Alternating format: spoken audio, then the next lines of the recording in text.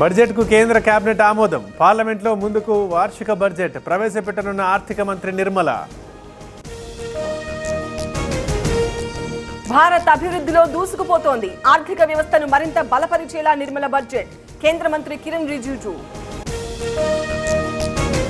కేంద్రం గత 10 ఏళ్లుగా బడ్జెట్లో అన్యాయం చేస్తోంది. ఈసారైనా తెలంగాణకు న్యాయం చేయాలి. మంత్రి పొన్నం ప్రభాకర్ వ్యాఖ్యలు. కమాండ్ కంట్రోల్ సెంటర్లో సీఎం కీలక భేటీ. మంత్రులతో రేవంత్ అత్యవసర సమావేశం. తాజా రాజకీయ పరిణామాలపై చర్చ. భూమా కుటుంబంలో అన్నా చెల్లెళ్ల మాటల యుద్ధం. కిషోర్ రెడ్డి ఇంట్లో డిబేట్కు సిద్ధమన్న అఖిల ప్రియ. శాంతి భద్రతల సమస్య వస్తుందన్న పోలీసులు. బాసరలో రామారావు పటేల్ స్వచ్ఛ భారత్. ఎమ్మెల్యే ఆరోపణలతో అధికారులలో చలనం. గోదావరి ఘాట్లను శుభ్రం చేసిన సిబ్బంది. మేడిపల్లి పరిధిలో కారు బీభత్సం. ఓ గుడిసెలోకి దూసుకువెళ్లిన కారు. 4 ఏళ్ల బాలుడు మృతి.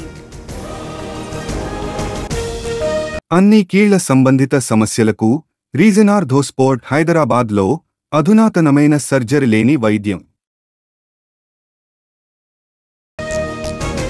మంచిర్యాల జిల్లాలో వీడని పులి భయం. బెల్లంపల్లి ప్రాంతంలో పెద్ద పులి సంచారం. స్కూళ్లకు సెలవు ప్రకటన. ముమ్మిడివరంను కప్పేసిన మంచు దుప్పటి. పల్లెల్లో కనువిందు చేస్తున్న అందాలు. పొగమంచులో వాహనదారుల ఇబ్బందులు. విశాఖ ఆర్కే బీచ్ లో యువకుడు గల్లంతు. స్నేహితులతో విహారానికి వచ్చిన నిఖిల్. కొనసాగుతున్న గాలింపు. హైదరాబాద్ విజయవాడ హైవేపై భారీగా పొగమంచు. లైట్లు వేసుకుని కదులుతోన్న వాహనాలు. రాకపోకలకు తీవ్ర అంతరాయం.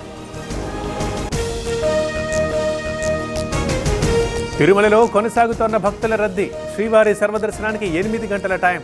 2 కంపార్ట్మెంట్లలో వేచి ఉన్న భక్తులు. బాసరలో ఏర్పాట్లపై ఎమ్మెల్యే ఆగ్రహం. హిందువుల పండుగలపై వివక్ష ఎందుకు? ప్రభుత్వం సవతి ప్రేమ చూపిస్తోందన్న రామారావు పటేల్. పాడేరు ఏజెన్సీలో చలి తీవ్రత. చింతపల్లిలో 11, మినుమలూరులో 12 డిగ్రీల ఉష్ణోగ్రత. అరకులో 12, పాడేరులో 14 డిగ్రీలు నమోదు. రేపు హనుమకొండలో బీసీ రాజకీయ యుద్ధ భేరి సభ. ఆర్ట్స్ సైన్స్ కళాశాల మైదానంలో బహిరంగ సభ. భవిష్యత్ ఉద్యమ కార్యాచరణ ప్రకటించనున్న బీసీ.